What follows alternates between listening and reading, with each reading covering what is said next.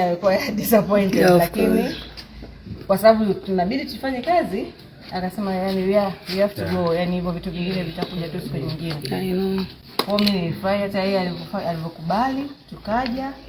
Ndio tukawa tunahangaika na auntie. Tunafanyaje? Atikabidi apige simu rafiki zake wale watatu agize keki na nini. Tunashukuru Mungu tumefanyika. Hicho ndio kidogo tulichoweza kujali. Tumeenjoy. Enjoy sana.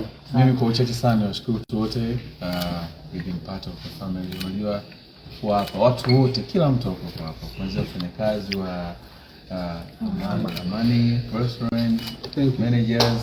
Thank you.